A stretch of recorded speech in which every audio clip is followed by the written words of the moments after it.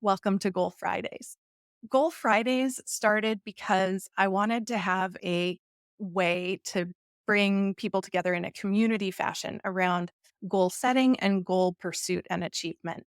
So, we're going to focus on setting goals, attaining goals, and getting time to focus on achievement of our own goals. Here, if you don't know me, I'm Sarah Lobkovich. I work with organizations to help increase their impact and results while also improving employee engagement and employee satisfaction. And then I work with individuals around career fulfillment.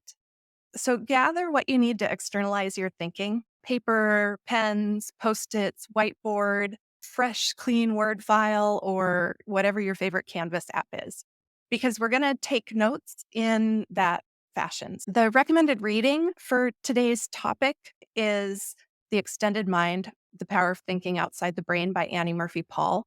A lot of the people who I work with and who are drawn to my practices are thinkers, strategists, introverts, overthinkers.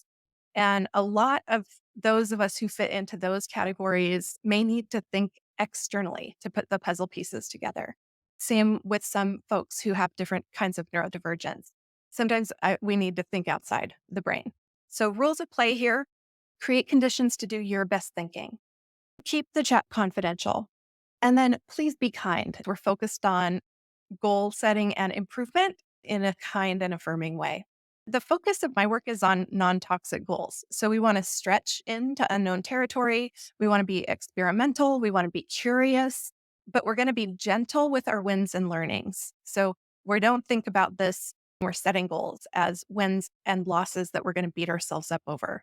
We think of it as wins, and when we lose, we have important learnings that come out of it. So here, goals are not for toxic productivity, or toxic performativity. The quarterly learning review process that I'm going to share with you today lets us think about what we've learned before we identify our go forward plans and goals. The outcome of this quarterly learning review is externalized thinking about what you'll stop, what you'll rework, and what you'll nurture going forward. And that lets you make full use of what you've learned. Any experiments you ran last quarter, you can assess and see going forward. Are they useful? Are they helpful? What did you learn? Any projects that didn't work, you can reconsider. Is this something that we don't need to try again, something we might need to try differently, or something we need to go all in on in some way? So we reflect on what we've learned so we can create a plan or create a vision going forward that really has our eyes crystal clear. If we don't take the time to reflect on what worked, what didn't, and what might need changing, we might just keep going with plans that aren't working or that aren't yielding the result that we need. There are a host of cognitive biases or cognitive glitches that keep us attached to the activities that we plan or the projects we plan. So a lot of my work is around interrupting those cognitive biases with objective data on progress and how close we are to objective successfulness. The model that I like is to think about our learning cycle, whatever our preceding goal cycle was, as if it was a growing season in a garden. And so with that analogy in mind, you can think about the following questions. First, what goes in the burn pile? What didn't work so bad, we're going to light a match and set it on fire and never think about it again?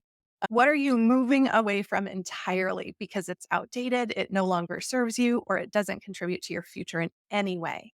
What are we going to just, even if it's painful, just rip out and set on fire and let burn? What goes in the compost is the middle question. What did you try that died on the vine or that didn't work, but it's worth maybe trying again a bit differently? What should you keep or continue, but it needs to take some kind of new form or be rethought to be useful? So that's our middle column. And then our third column is, what are your cultivation opportunities? Have you planted seeds that need help to grow? Or when you envision your proverbial garden at the end of this goal cycle, what seeds do you need to plant now for that vision to come to life? And that's the third question we ask. This is the exercise that we'll be doing today. And so with Goal Friday, we get together, we share an exercise, and then we do it as a co-working session.